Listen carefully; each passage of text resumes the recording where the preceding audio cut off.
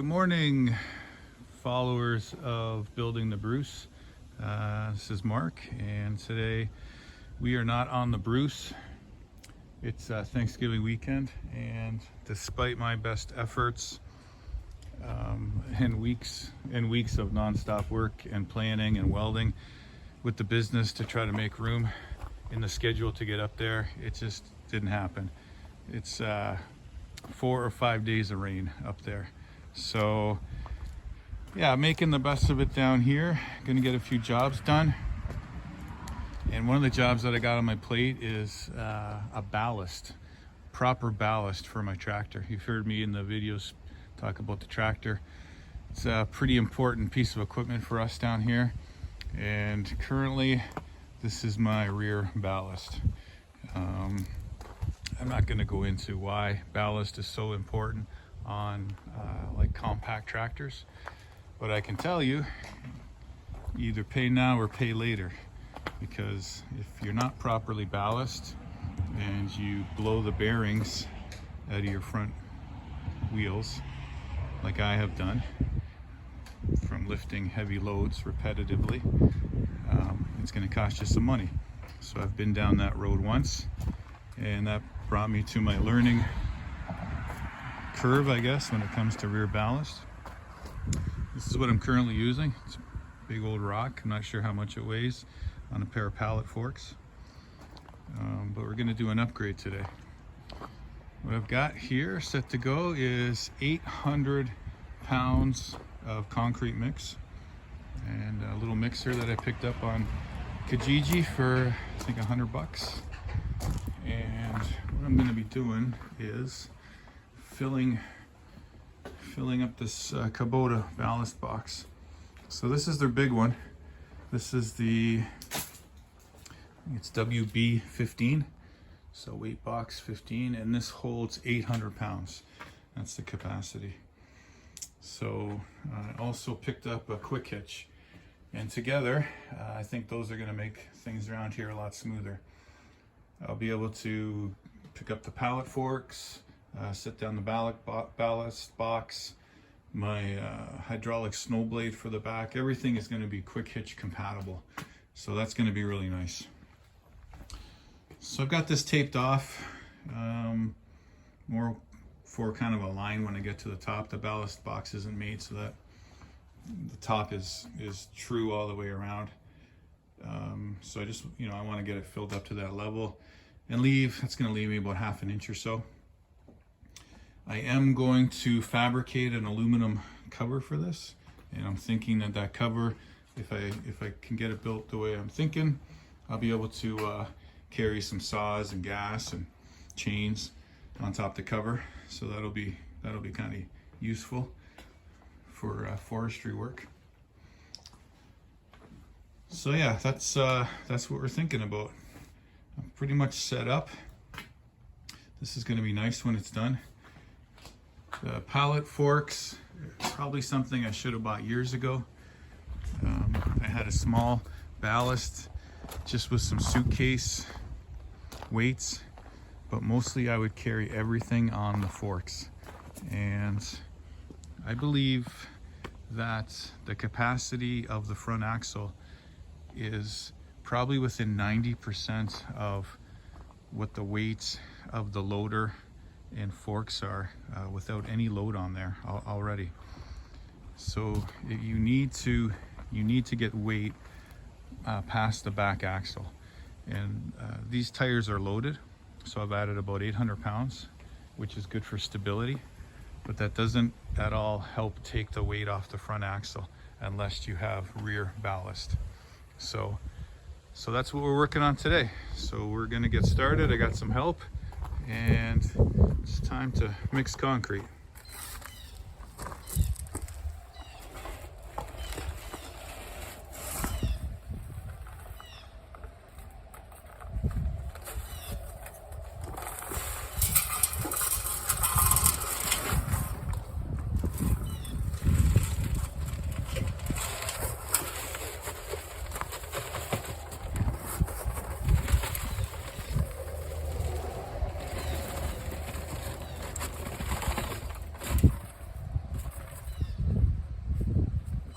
one bag, because I am not familiar with these mixers at all.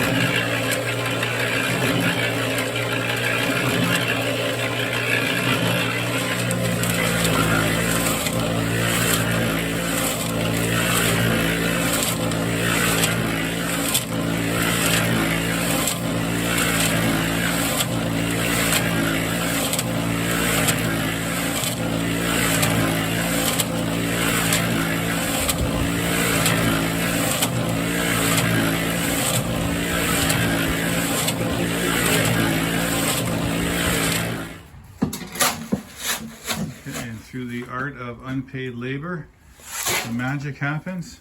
That's the first bucket. Or the first bag, I guess. Okay, so that mix is a little bit wetter this time. I'm certainly no expert when it comes to concrete.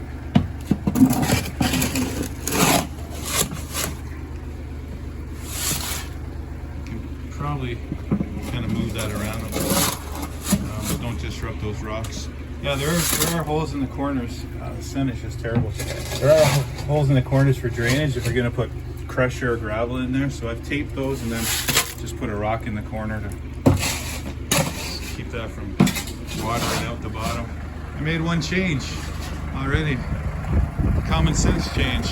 Why not lift up the bags of concrete with the tractor? You don't have to bend over every time. They're only like 66 pounds. There's 12 of them. Anyway, this is working out better. So there's the mixer. I'm not sure if you could hear me or not. It works pretty well. It just the concrete kind of coats the outside until you get the right amount of water in there. And then it starts to actually fold over on itself. And then the mixing starts. Loud, it's pretty archaic, I imagine, if you were doing this all day long. But for $100, it's doing the job. Just a little bit more water.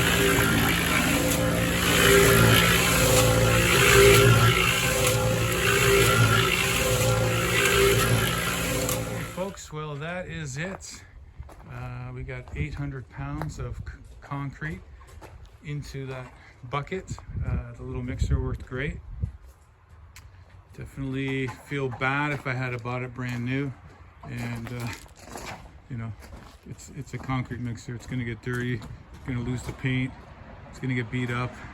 But picking something like that up secondhand is probably, you know, what I paid for it. You would cover that in the cost of a rental, maybe twice, and then it's paid for. So yeah, lots more use out of that. I got about a shovelful left. So what happened is this is, you know, if this was a sidewalk or a curb, I'd be concerned. It's definitely got some water on top. I'm just gonna leave it alone, let that soak in. I think that's the idea.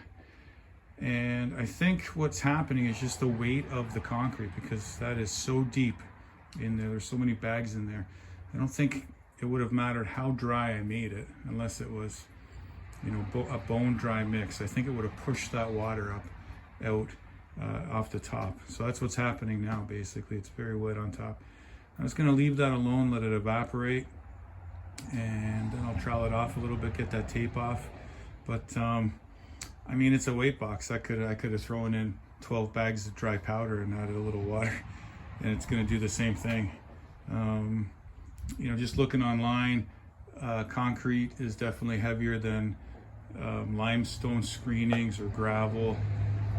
What else? It's not as heavy as like scrap metal, cast iron, but it's pretty much the second heaviest choice that you can make.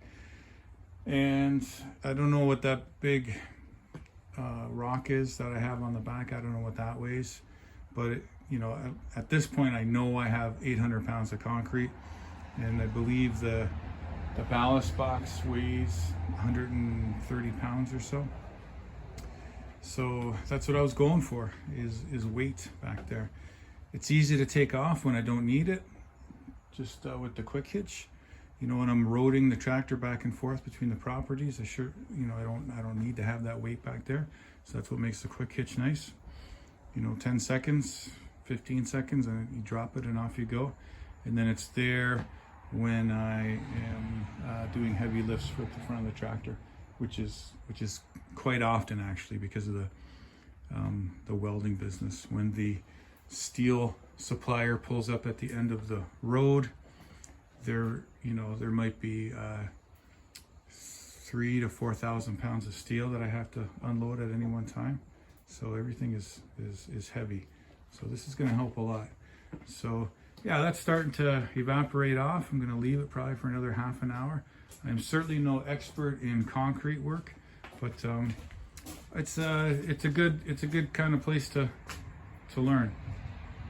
I've only done it one other time. I built a sidewalk, about 25 feet of sidewalk with Martin, and that was the only other time I've really played around with concrete. So yeah, pretty good morning. Took a couple hours, and I'm gonna go grab a coffee now. Okay, well, there we go, all finished off. It's been about an hour, and it looks like it's curing okay now.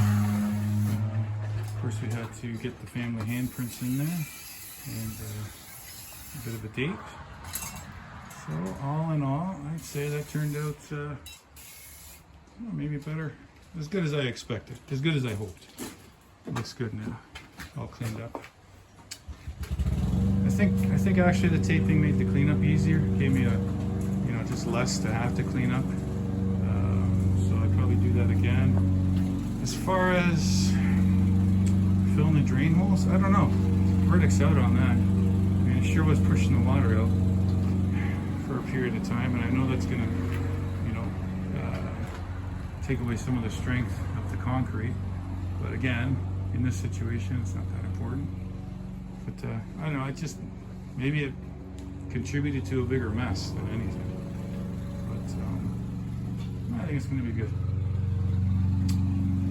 All right, done and done.